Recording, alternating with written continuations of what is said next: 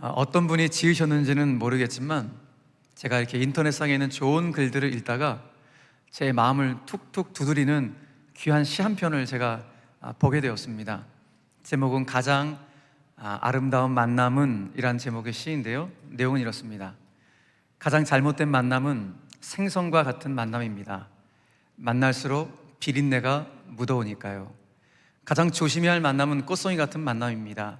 피어있을 때는 환호하다가 시들어 버리니까요. 가장 시간이 아까운 만남은 지우개 같은 만남입니다. 금방의 만남이 순식간에 지워져 버리니까요. 가장 아름다운 만남은 손수건 같은 만남입니다. 힘이 들 때는 땀을 닦아주고 슬플 때는 눈물을 닦아주니까요. 나는 비린내 나는 생선처럼 나의 욕심을 채워달라고 조르지 않겠습니다. 나는 꽃송이처럼 내 기분에 따라 호들갑 떨지도 않겠습니다. 나는 지우개처럼 당신과의 약속을 까맣게 잊어버리지 않겠습니다. 나는 손수건처럼 당신이 힘이 들 때 땀을 닦아주고 슬플 때는 눈물을 닦아주는 사람이 되겠습니다.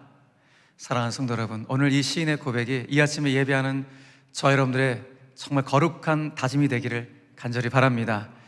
특별히 담임 목사인 저와 우리 성도님들과의 만남이 이와 같은 만남이 되었으면 좋겠고, 또 우리 성도님들과 성도님과의 만남이 정말 가장 아름다운 이 손수건과 같은 만남으로 채워지게 되고, 그렇게 동행할 수 있는 저와 여러분들의 삶의 여정이 되기를 주 예수 그리스도의 이름으로 간절히 축원합니다. 여러분, 우리는 신자죠. 신자에게서 실은 가장 아름다운 만남은 하나님과의 만남입니다. 신자가 하나님을 만나지 못한다면 그것만큼 너무 힘든 건 어디 있겠습니까? 신자가 하나님을 만나야죠. 그러니까 신자의 최고의 가장 아름다운 만남은 하나님과의 만남입니다. 그런 차원에서 봤을 때 지난주 야곱은 베델에서 하나님을 만났습니다. 베델에서 하나님을 만난 야곱은 그가 일평생 살아왔던 길 속에서 가장 놀랍고도 황홀하고 아름다운 만남을 경험하게 된 것입니다. 그도 그럴 것이 한 번도 듣지 못했던 하나님의 음성을 그 만남을 통하여 들었기 때문입니다. 하나님이 야곱에게 말씀하십니다. 야곱아, 내가 너하고 함께 할 것이다. 내가 너를 지켜줄 것이고 너를 이끌어줄 것이고 내가 너를 떠나지 않을 거야. 이런 하나님의 따뜻한 음성을 들어왔습니다. 지금 야곱의 걸음은 형이 자기를 죽이려고 하니 그 형의 살벌한 살기를 피해 도주하는 밤이었는데, 그 밤에 하나님을 만나니까 얼마나 힘이 됐겠습니까? 그러니 형을 피해서 도주해서 저 멀리 800km 떨어진 저 하란 외삼촌이 살고 있는 그 땅을 향해 걸어가는 발걸음이 이전보다는 훨씬 가벼워졌을 것 같다라는 생각을 하게 됩니다. 한 달간의 길고 긴 여정, 걸음걸음을 내딛어서 결국 한 달 만에 드디어 목적지인 하란이라는 지방에 도착하게 되었습니다. 하란 지방에 딱 도착했을 때 야곱은 어떤 마음이었을까요? 일단 기본적으로는 내가 지금 형을 피해서 이 멀리 도망해 왔구나, 이런 안도의 마음이 있었을 것이고, 동시에 부모님이 나를 외삼촌 라반이 살고 있는 하란으로 보낸 이유가 무엇인가 하면, 너 그 외삼촌의 딸들 안에서 신부감을 찾아봐라. 아버지 어머니가 그렇게 말씀하셨기 때문에, 그러니까 야곱 가운데는 분명히 내가 외삼촌 집에서 신부감을 찾을 것이라는 이 두근두근 설레는 마음, 안도의 마음과 설레는 마음, 이 두 가지 마음이 함께 있었을 것입니다. 여러분, 이 당시에 고대 사람들은 친척과 결혼하는 것을 선호했습니다. 왜냐하면 친척들과 결혼해야지만이 가문의 어떤 가치관을 계승할 수 있고, 또한 무엇보다도 혈통의 순수함을 유지할 수 있다고 생각했기 때문에 이 당시 고대 사람들은 친척과 결혼하는 것을 선호했습니다. 아무튼 이런 과정 속에서 드디어 야곱이 외삼촌 라반이 살고 있는 하란, 그 지방에 많은 사람들이 모여있는 우물가에, 한 우물가에 도착하게 되었습니다. 그 우물가에 있는 주민들 가운데 야곱이 물어봤습니다. 여보시오, 제 외삼촌 중에 라반이라는 사람이 있는데 혹시 라반이라는 분은 아십니까? 했더니 주민들이 알다마다요, 잘합니다. 마침 그 라반의 딸 라헬이라는 자매가 요 시간대면 항상 양들에게 물을 먹여주기 위해서 양떼를 데리고 오는데 아직 올 때가 됐는데, 이 주민들의 말처럼 잠시 후에 라헬이 양들에게 물을 먹이기 위해서 우물가에 찾아온 것입니다. 그때 야곱이 라헬을 보자마자 완전히 한눈에 싹 반해버리고 만 것입니다. 그러니까 띵용용 된 거예요. 완전히 한눈에 라헬을 보고 반해버리고 말았습니다. 야곱이 라헬에게 자기가 누군지를, 자기 정체를 밝힙니다. 그리고 야곱의 정체를 알게 된 라헬이 한순간에 집으로 다시 돌아가서 아버지 라반에게 이 사실을 알립니다. 아버지 라반이 그 이야기를 듣고 우물가로 달려왔습니다. 그리고 야곱이 정말 내 여동생 리브가의 아들임을, 다시 말해서 내 조카임을 확인하고 자기 집으로 데려가서 이제 거주하게 됩니다. 이제 야곱이 라반의 집안에서 살게 된 지 한 달이 지날 쯤 되었습니다. 그때가 되었을 때 외삼촌 라반이 야곱에게 이런 제안을 합니다. 어떤 제안을 하는가? 본문 15절의 말씀입니다. 라반이 야곱에게 이르되 네가 비록 내 생질, 내 조카이나 어찌 그저 내 일을 하겠느냐? 너의 품삯을 어떻게 할지 나한테 말해봐 라고 말을 합니다. 여러분, 지금 우리 현대의 시각으로 봐서는 이 삼촌 굉장히 괜찮은 삼촌처럼 보여집니다. 왜냐하면 조카를 그냥 일 시키지 않고 품삯을, 일당을 주면서 일을 시킨다고 하니까 야, 참 괜찮은 삼촌이다 라고 생각이 되어집니다. 그런데 이 당시 고대의 관습에서 봤을 때는 이 상황이 굉장히 어색한 상황입니다. 왜냐하면 이 당시 사람들의 관습에 의하면 가족들 사이에서는, 친족들 사이에서는 노동의 대가를 서로 받지 않는 것이 일반 관례였기 때문입니다. 그런데 오늘 라반은 그 당시의 관례와는 정반대로 오히려 혈육인 야곱에게, 가족인 야곱에게 품삯을 한번 정해봐, 일당 줄게 라고 이야기를 하는 것입니다. 자, 그렇다면 여기에는 라반의 어떤 의도가 담겨 있는 것일까 질문하게 되시죠. 어떤 의도가 담겨 있을까요? 아마도 본문의 전체적인 정황을 봤을 때 라반은 본인과 외삼촌과 조카의 관계가 아니라, 그러니까 본인과 야곱의 관계를 이런 혈육, 가족의 관계가 아니라 그저 고용주와 고용인의 경제적인 관계로 이렇게 강등시키려고 했던 그런 의도가 있어 보입니다. 그러니 지금 이런 관계를 처하게 되는 야곱의 입장에서는 이 상황이 굉장히 언짢은 상황이 아닐 수가 없습니다. 왜냐하면 외삼촌이 자신을 진짜 가족으로, 특별히 조카로 생각한다면은 내가 지금 여기 온 목적대로 나를 결혼시켜서 나를 새 가정을 만들어주고 나를 안정감 있게 만들어 주셔야 되는데 나를 그저 한낱 무엇을 생각하는 거예요? 노동자로, 한 사람의 일꾼 정도로 나를 치부해버리니 야곱의 입장에서는 굉장히 언짢은 상황입니다. 자, 그런데 어이없게도 라반은 바로 그 점을 이용하고 있었던 것입니다. 라반은 뭘 알고 있었는가? 지금 야곱이 내 딸 라헬을 너무너무 사랑하고 완전히 라헬에게 푹 빠져있다는 사실을 알고 지금 야곱에게 이런 노동 제안을 해도 야곱은 분명히 수용할 것이라는 사실을 확신을 했던 것입니다. 아이고, 근데 라반의 의도대로 정말 야곱이 라반의 이 제안을 받아들이게 됩니다. 받아들일 정도가 아니라 오히려 야곱이 외삼촌한테 오히려 이렇게 덤으로 얘기를 해요. 외삼촌, 진짜 라헬을, 당신의 딸, 둘째 딸을 나에게 주시면은 제가 약속하겠습니다. 저 7년을 일하겠습니다. 외삼촌 집에서 제가 7년을 일하겠습니다. 그것도 무보수로 제가 일을 하겠습니다라고 오히려 야곱이 삼촌한테 이야기를 합니다. 그러니 이미 큰 계략을 갖고 있었던 라반의 입장에서는 속으로 쾌재를 부르면서 약속을 합니다. 야, 그래? 내가 그러면은 내 둘째 딸 라헬을 너한테 줄게 라고 이야기를 합니다. 자, 그날 이후로 야곱은 오직 사랑하는 사람 라헬을 얻기에 7년을 수고롭게 일을 합니다. 성경은 이 당시에 라헬을 향한 야곱의 사랑의 강도가 어느 정도였는지를 이렇게 우리에게 소개해주고 있습니다. 본문 20절의 말씀입니다. 야곱이 라헬을 위하여 7년 동안 라반을 섬겼으나 그를 사랑하는 까닭에, 그 라헬을 사랑하는 까닭에 7년을 며칠같이 여겼더라. 이게 사랑의 힘이죠. 여러분, 야곱의 입장에서는 외삼촌 집에서 머슴 노릇하는 거예요.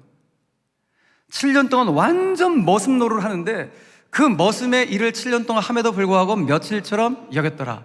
야, 그러니까 지금 야곱이 라헬을 얼마나 사랑했으면은 라헬을 얻기 위해서 그 7년을 며칠처럼 여겼을까? 그 사랑의 강도를 미루어 짐작해 볼 수가 있는 것이죠. 2008년도에 영국의 유명한 그 리서치 전문 사이트인 웜폴닷컴에서 설문조사를 하나 했습니다. 어떤 설문조사를 했는가 하면은 5,000명의 이 분들을 설문조사해서 여러 가지 조사를 해가 한 가지 결과를 딱 내놨어요. 어떤 결과인가 하면은 결혼한 부부들이 가지는 로맨틱한 감정의 지속 기간이 어느 정도 되는지 그 5,000명을 조사해갖고 그 평균치를 딱 내고 결과를 발표한 거예요. 그 로맨틱한 감정의 지속 기간이 어느 정도인가 결혼한 사람들 2년 6개월 25일이라고 발표를 딱 한 겁니다. 그러니까 2년 6개월 정도 되면은, 그쯤 되면은 일단 우리가 뭐 그 신혼 때 그 설레었던 그 감정들, 뭐 뜨거웠던 어떤 그 사랑의 어떤 그거 있죠? 예. 그런 것들이 그냥 다 사라지고 그냥 맨날 서운한 거야. 이제 남편하고 아내한테 서운하고 소홀히 여기는 이런 관계로 접어지게 된다는 것입니다. 아니 그런데 이게 보통 일반적인 결혼한 사람들 2년 6개월 25일이라는데 야곱은 아직 결혼도 안 했어요. 그런데 그저 그 여인을 살아내 7년을 며칠처럼 여겼다라고 말하고 있으니 오늘 라헬을 향한 야곱의 일편단심이 정말 대단했구나라는 사실을 우리는 추측해보게 되는 것입니다. 자, 마침내 기약한 7년이 다 차게 되었습니다. 그래서 라반은 마을 사람들을 모아놓고 결혼식을 차려줬어요. 성대한 결혼잔치를 치러주게 되었습니다. 그런데 오늘 29장 전체의 본문의 정황을 봤을 때 이때 결혼식 때 야곱은 여러 손님들을 맞이하느라고 코가 삐뚤어지도록 마신 것 같습니다. 신혼 첫날 밤이 되었습니다. 야곱이 아내를 맞이해야 되는데 이미 골아 떨어져 버렸습니다. 그리고 그 신방에 오히려 외삼촌 라반은 라헬이 아니라 라헬의 언니인 레아를 그 신방에 슬쩍 집어넣습니다. 다음날 아침에 깨어나 보니 라헬이 아니라 레아가 있다는 이 황당한 사실을 확인했던 야곱이 화가 나서 외삼촌 라반에게 당장 달려가서 항의합니다. 삼촌, 왜 저를 속였습니까? 왜 저를 속였습니까? 막 항의를 합니다. 이 항의를 받은 외삼촌 라반이 이때 거의 100세가 넘은 어르신 아니겠습니까? 인생의 산전수전 공중전을 다 겪은 라반을 결코 야곱은 이길 수가 없습니다. 이때 라반이 야곱에게 이렇게 말을 합니다. 야곱아, 야곱아, 야, 실은 내가 살고 있는 이 하란 지방에서는 관습이 언니보다 동생을 먼저 시집 보내는 거, 이건 있을 수가 없는 거야. 언니를 먼저 시집 보내는 것이 우리 지방의 관습인데 내가 어떻게 이 관습을 어기고 내가 동생을 먼저 시집 보낼 수가 있겠냐, 이러면서 은근슬쩍 능글맞게 이 위기를 빠져나가게 됩니다. 그러면서 라반이 야곱에게 머리를 굴려서 다시 한번 제안을 합니다. 어떤 제안을 하는가? 야곱아, 야, 그런데 네가 앞으로 나를 위해서 7년 동안 더 일을 해주면, 7년 동안 더 일을 해주겠다고 네가 지금 여기서 약속하면, 약속한 그날부터 내가 일주일 후에 너한테 진짜 라헬을 줄게 라고 약속을 합니다. 그러니까 야곱의 입장이 너무 억울하죠. 지금 삼촌한테 완전 속았는데, 속은 게 너무 억울한 상황에도 불구하고 사랑하는 라헬을 얻기 위해서 이 라반의 제안을 받아들이게 됩니다. 결국 라반의 제안을 받아들이고 일주일 후에 사랑하는 라헬을 이제 얻게 되는 것입니다. 자, 그런데 라반의 입장에서 보면 자기 두 딸 레아와 라헬을 이용해서 야곱을 무려 14년 동안 머슴처럼 부려먹게 됩니다. 이게 라반이에요. 자, 여기까지가 29장에 쭉 흘러오는 이야기인데, 자, 우리는 여기서 지금 우리가 야곱이 어떤 사람인지 우리 알고 있죠. 여러분, 야곱의 지금 나이가 거의 한 70이 다 됐거든요. 넘어섰어요. 야곱이 70 인생을 살아오면서 어떤 삶을 살아왔습니까? 야곱은 보통 인생이 아니죠. 자기의 이익을 위해서라면 지 형도 속이고 지 아버지도 속일 만큼 남을 등치며 살아왔던, 남을 등치는데 일가견 있는 삶을 살아왔던 사람이 야곱이에요. 아니, 얼마 전 베델에서 하나님과 거래하고 협상했던 야곱이니 두 말에 무엇 하겠습니까? 그런데 지금 남을 등치며 살아왔던 야곱이 드디어 임자를 만났습니다. 자기보다 더하면 됐지 덜하지 않은 그 삼촌에게 완전 당하고 말았습니다. 그러니까 이 속담이 딱 떠오르죠. 뛰는 놈 위에 나는 놈이 있구나. 그 속담이 정확하게 적실하게 대입되어지는 속담이 아닐 수가 없습니다. 여러분, 저는 오늘 야곱이 지금 외삼촌에게 당하는 이 모든 일련의 과정들을 보면서 성경 말씀 한 구절이 딱 기억났습니다. 어떤 말씀? 아, 이게 심는 대로 거두게 하신다는 하나님의 원리구나 라는 사실을 깨닫게 되었습니다. 보십시오, 여러분. 지금 야곱이 라반에게 속수무책으로 당한 이 일련의 모든 일들은 실은 지가 과거에 지 형과 아버지에게 속였던 일들을 그대로 당하는 것입니다. 그때 형하고 아버지에게 거짓을 심었습니다. 속임수를 심었습니다. 그랬더니 속임수를 심었더니 삼촌에게 그대로 속임수를 당합니다. 심는 대로 거두었습니다. 여러분, 심는 대로 거둔다고 하는 것은 만고불변의 법칙입니다. 그럼에도 불구하고 많은 사람들은 어리석은 행동을 합니다. 콩을 심고 팥을 기대하기도 하고, 심지어 전혀 심지도 않았음에도 불구하고 에이, 어떻게든 되겠지 하면서 열매를 기다리는 분들도 있습니다. 그런 분들을 향하여 성경은 이렇게 말을 합니다. 바울이 이렇게 선포하죠. 갈라디아서 6장 7절의 말씀입니다. 스스로 속이지 말라. 하나님은 업신여김을 받지 아니하시나니 사람이 무엇으로 심든지 그대로 거두리라. 자, 바울은 경고하는 거예요. 무엇을 경고합니까? 사람이 무엇을 심든지 그대로 거둔다는 이 진리를 무시하지 말라는 거예요. 이 진리를 무시하면 어떻게 돼요? 이 진리를 무시하면 그건 스스로 자기 자신을 속이는 일이 되는 것이고, 심지어 하나님을 조롱하고 하나님을 업신여기고 하나님을 가볍게 여기는 일이 된다라고 그는 경고하고 있는 것입니다. 여러분 잊지 마십시오. 특별히 야곱의 인생을 돌아오면서 야곱의 삶이 어땠는지를 여러분 기억해 보세요. 야곱은 형과 아버지에게 거짓을 심었습니다. 속임수를 심었습니다. 그 속임수를 심었더니 속임을 그대로 당합니다. 바로 이것이 야곱의 인생이었는데, 혹 저와 여러분들의 인생을 되돌아오면서 나도 지금 이와 같은 삶을 살진 않았는지 돌아올 필요가 있는 것입니다. 자, 그렇다면 오늘 이 아침에 저와 여러분들은 내 삶의 자리에 지금 나는 어떤 씨앗을 심고 있는가 생각해 보셔야 합니다. 특별히 내 사랑하는 가족의 가슴에 나는 지금 어떤 씨앗을 심고 있는가, 내 주변의 사람들에게, 내가 만나는 사람들 가운데 나는 어떤 씨앗을 심고 있는가 돌아볼 수 있어야 합니다. 나는 내 주변의 사람들, 내 가족들 가운데 정말 사랑과 배려의 씨앗을 심고 있는가, 긍정과 희망의 씨앗을 심고 있는가, 아니면 미움과 증오의 씨앗을 심고 있고 부정과 절망의 씨앗을 심고 있는가 돌아볼 수 있어야 합니다. 특별히 여러분, 내 입에서 나가는 말이 반드시 다시 되돌아온다는 사실을 우리는 유념할 수 있어야 합니다. 내가 싣는 말대로 그 말이 되돌아옵니다. 왜냐하면 인간의 말이라고 하는 것은 마치 강물을 거슬러 올라가는 연어처럼 자신이 태어난 것으로 되돌아가는 귀소 본능이 있는 것이 말이기 때문에 그렇습니다. 그렇게 입에서 태어난 말은 입 밖으로 나오는 순간 그냥 흩어지지 않습니다. 돌고 돌아서 어느새 그 말을 내뱉은 사람의 귀로 다시 돌아옵니다. 그 말을 내뱉은 사람의 몸으로 다시 돌아오게 되어 있습니다. 그렇게 내가 누군가를 향해 그렇게 부정적인 말을 하고 불평의 말을 하고 좀 절망의 말을 하고 미움과 증오의 말을 하면 그 말이 나를 어렵게 만드는 거예요. 반대로 내가 누군가를 향해 사랑과 배려의 말을 하고 희망과 긍정의 말을 내가 심으면 심은 대로 그 말이 나에게 돌아와서 나를 살리고 나를 세우지만, 반대의 말을 내가 심어지게 되면 그 말이 다시 돌아와서 나를 어렵게 만드는 것입니다. 마치 야곱처럼 말입니다.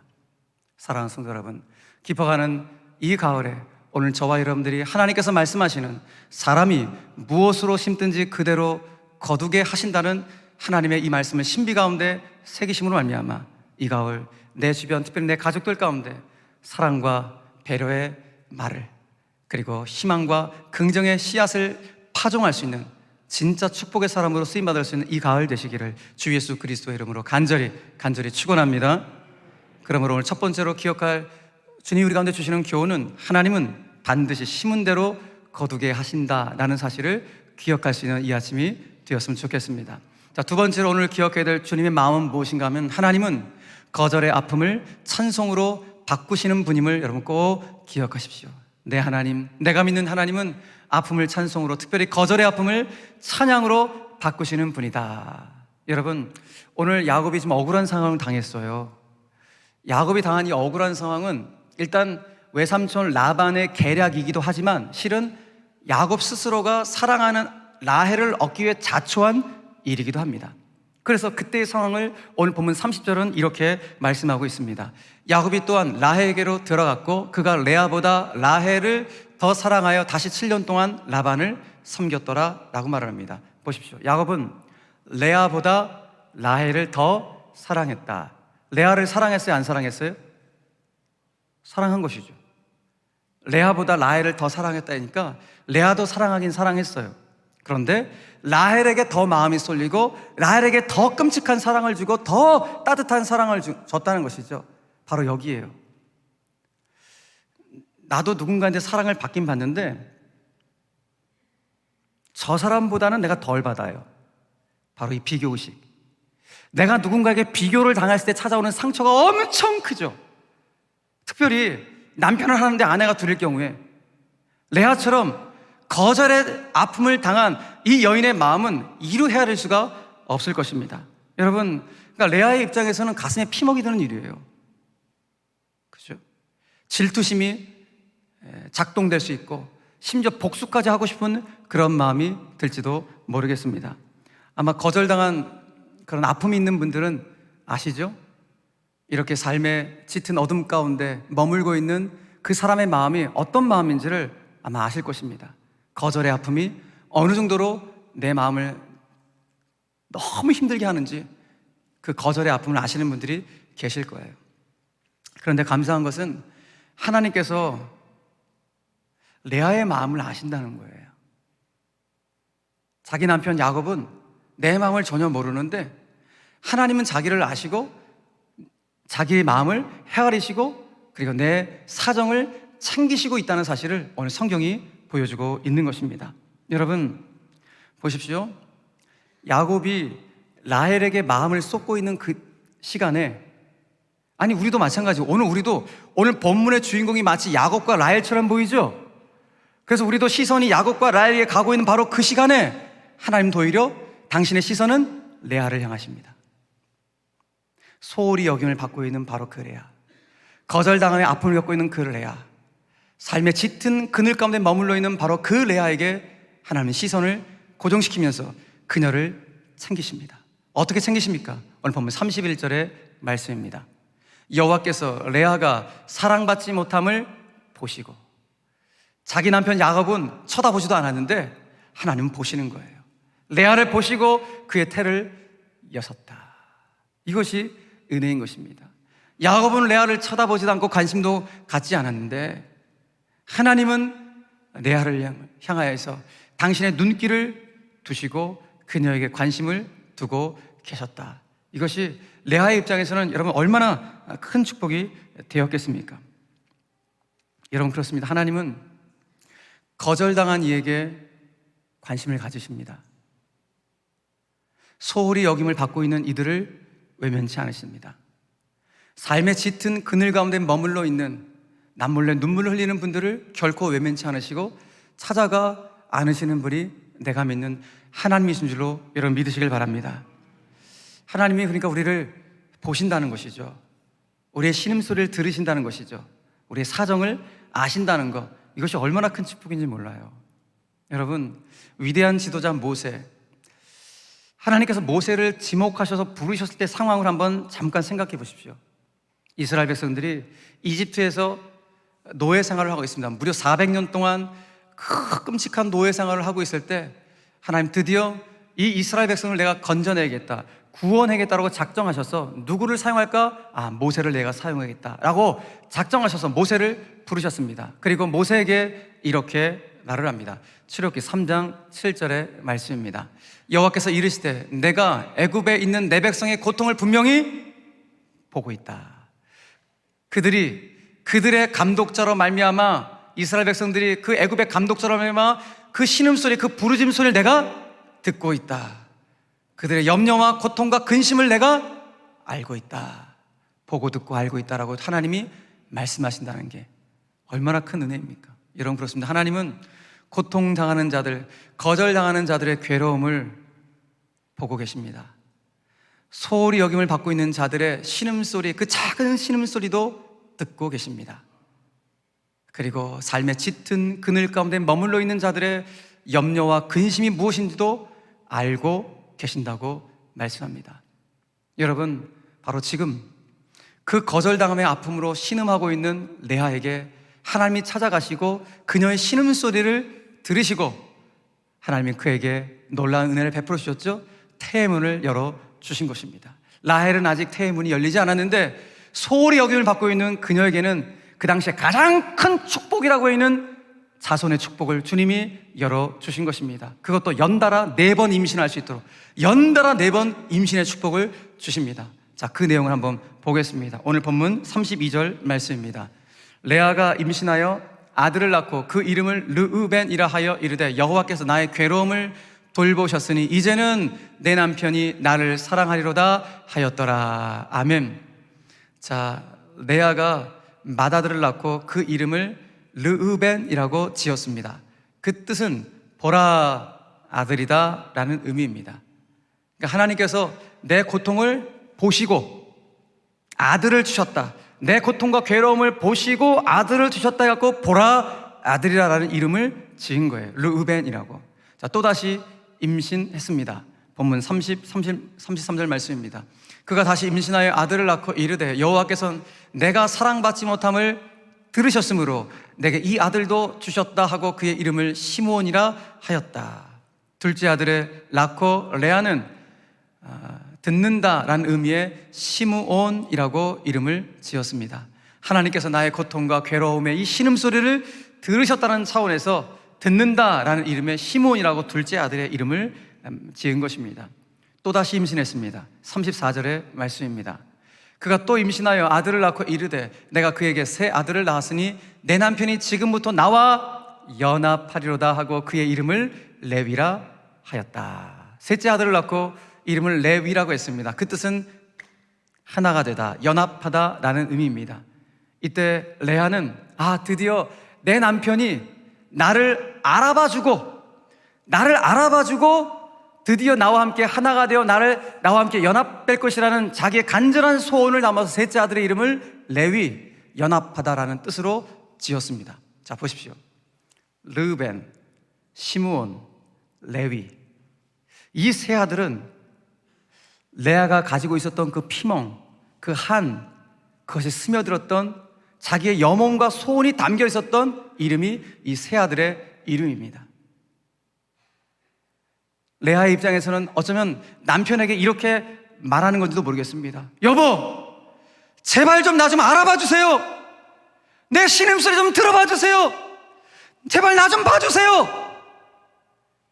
이렇게 남편한테 이야기하고 있는 그녀의 탄식 소리인지도 모르겠습니다. 여러분, 그런데 놀라운 것은 레아에 갖고 있었던 이 탄식을 주님이 아시는 것이죠. 그런데 저도 그렇고 여러분들도 그렇고 우리 누군가한테 비교를 당할 때 있죠. 이 레아처럼 누군가에 비교를 당했을 때 오는 상처는 참 커요. 비교당해서 오는 상처뿐만 아니라 아무튼 내가 누군가로부터 큰 상처를 받으면 나도 모르는 순간에, 나도 모르는 사이에 내 내면 깊은 곳에 쓴뿌리들이 자리 잡기 시작합니다.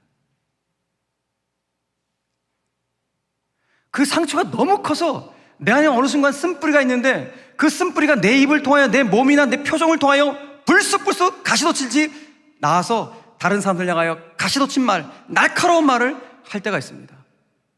그 상처가 너무 커서 내 안에는 쓴뿌리 때문에 그것이 막 튀어나오는 거예요. 레아도 그 상처가 얼마나 컸었던지 그 안에 있는 쓴뿌리가 남편을 향하여 튀어나왔겠죠. 제발 좀 내 소리 좀 들어주세요. 제발 좀 나 좀 봐달라고요. 제발 좀 나 좀 알아봐달라고요. 뭐 이렇게 소리 지르는 않았겠지만은 아무튼 이런 가시돋친 말을 막 하지 않았겠습니까? 그런데 하나님은 레아의 그 마음을 아시는 거예요.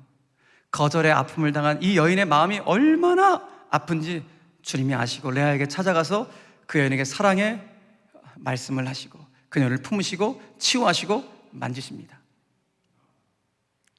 그야말로 여러분 내면에 자리 잡고 있었던 그 쓴뿌리들이 하나님의 만지심으로 말미암아 하나씩 뽑혀지기 시작합니다. 여러분 내 안에 쓴뿌리 여러분 스스로 한번 뽑아 보려고 하십시오. 안 됩니다. 안 뽑혀집니다. 내 안에 있는 쓴뿌리는 하나님이 뽑혀주셔야 됩니다. 하나님 내 안에 오셔서 나를 나누시고 괜찮다. 내가 너를 사랑한다. 다른 사람, 심지어 네 남편도 너를 바라보지 못한다 할지라도 내가 너를 안고 있다, 내가 너를 품고 있다는 하나님의 음성을 들으면 내 안에 가시돋친 듯 있었던 그 쓴뿌리조차도 여러분 뽑혀진 줄 믿으시길 바랍니다. 여러분 그 쓴뿌리가 어떻게 레아 가운데는 뽑혀지게 되는지 성경은 이렇게 말을 합니다. 마지막 35절 말씀을 보겠습니다. 함께 읽겠습니다. 시작. 그가 또 임신하여 아들을 낳고 이르되 내가 이제는 여호와를 찬송하리로다 하고 이로 말미암아 그가 그의 이름을 유다라 하였고 그의 출산이 멈추었더라. 아멘. 넷째 아들을 낳고 이름을 유다라 했습니다. 그 뜻은 찬송하다라는 의미입니다. 그 쓴뿌리 때문에 늘 탄식하고 가시돋쳐 있었고 예민했고 뭔가 삶이 짜증이 나고 그랬던 여인이었는데 이 여인이 드디어 그 탄식을 멈추고 탄식의 소리가 찬양의 소리로 바뀌어지기 시작합니다. 그야말로 쓰라린 눈물이 기쁨의 찬양으로 바뀌게 된 것입니다. 전날의 한숨이 환희의 노래로 역전되었던 것입니다. 사랑하는 성도 여러분, 하나님은 쓰라렸던 레아의 마음을 어루만져 주셨습니다. 하나님이 만지시니 회복이 됩니다. 하나님이 만지시니 역전의 은혜를 경험합니다. 탄식이 기쁨의 찬송으로 바뀌는, 쓰라린 눈물이 주님을 향한 환희의 노래로 바뀌는 이 역전을 경험하게 됩니다. 그런데 오늘 그 여인만 역전을 경험하는 것이 아니라 그 여인의 후손들 가운데도 하나님 놀라운 복을 주시는 것이에요. 그 그늘진 곳에 있는 자들을 외면치 않으시는 하나님께서, 소홀히 여김을 받고 있는 자들을 결코 외면치 않으시는 하나님께서, 거절의 아픔을 당하고 있는 그 사람들을 외면치 않으시는 하나님께서 그 사람 본인뿐만 아니라 그 사람의 자녀들, 후손들까지도 놀라운 축복을 주고 있다는 사실을 여러분 보셔야 됩니다. 어떤 축복을 주셨습니까? 여러분 보십시오. 오늘 내 아들 중에서 세 번째 아들이 레위입니다. 여러분, 레위, 이 레위를 통해서 어떤 후손들이 나옵니까?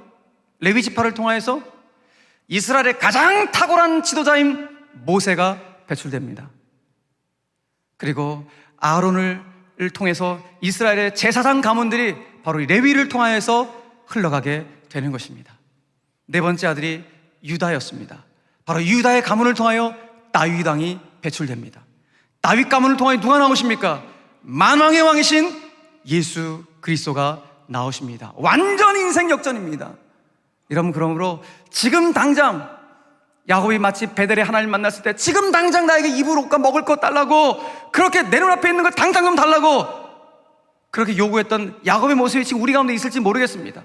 왜요? 하나님의 약속은 너무 뜬그런다는 것 같고 너무 멀리 있는 것처럼 느껴지니까. 그런데 그 하나님의 약속의 말씀 반드시 이루어진 줄로 믿으시길 바랍니다. 내 당대에 이루지 않을지라도 우리 후손들 가운데, 마치 레아의 후손들 가운데 그 축복이 임했던 것처럼 우리 후손들 가운데 이 축복이 임할 줄로 믿으시길 바랍니다. 그럼 주님 붙잡아야 돼요. 끝까지 주의 약속을 붙잡고 기도하고 믿음의 길을 걸어가야 되는 것입니다. 사랑하는 성도 여러분, 혹 오늘 레아처럼 거절의 아픔으로 탄식하고 있는, 남몰래 눈물을 흘리고 있는 우리 성도님들 계십니까? 그렇다면 잊지 마십시오.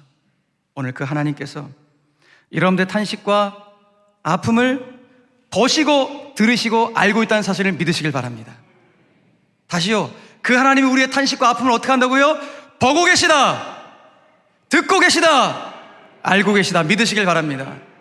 무엇보다도 여러분 본인뿐만 아니라 우리 후손들을 향한 놀라운 계획도 갖고 계신 줄로 믿으시길 바랍니다. 그러므로 오늘 우리가 이 믿음을 가지고 나아갈 때 하나님은 그야말로 전날의 한숨 섞인 탄식을 기쁨의 찬양으로 역전시키는 우리의 인생을 만들어 가실 줄로 믿으시길 바랍니다. 이번 한 주간도 이 믿음 붙잡고 나아갑시다. 나와 동행하시는 그 하나님이 반드시 내 삶을 새롭게 하실 것이라는 이 믿음으로 한 주간 동안도 승리할 수 있는 우리 모든 제1의 영 가족들 다 되시기를 주 예수 그리스도의 이름으로 간절히 축원합니다. 우리 말씀을 기억하면서 함께 합심 기도 제목 3가지 올려드리고 함께 우리 부르짖어 기도하는 시간을 가졌으면 좋겠습니다. 첫 번째 기도의 제목입니다. 시작. 수원제일 영가족들의 만남이 손수공과 같은 아름다운 만남이 되게 하옵소서. 아멘. 할렐루야. 우리 옆에 있는 분들 가운데 고백합시다. 저와 당신의 만남이 손수공과 같은 만남이 되었으면 좋겠습니다. 한번 인사하겠습니다. 시작. 저와 당신 성도님의 만남이 손수공과 같은 만남이 되었으면 좋겠습니다. 할렐루야. 그래요, 여러분, 우리 교회 안에서 우리 만남은 누군가 힘겨워할 때 격려하고 위로하고 그 눈물을 닦아주고 좀 잘된 일 있으면 같이 기뻐해주고, 그렇죠? 이것이 성도와 성도의 마음이에요. 그러니까 교회 오면 이게 충만한 치유가 일어나는 것입니다. 왜요? 하나님의 교회는 평화가 있기 때문에. 아멘이세요? 하나님 교회는 기쁨이 있기 때문에 그렇습니다. 그러니까 제가 제일 이해가 안 되는 분들은 교회 와서 싸우는 분들이에요. 나 이해가 안 돼요. 왜 영광스러운 평화로운 교회 와서 왜 인상을 찌푸리고 왜 싸우고 나 이해가 안 되는 거예요.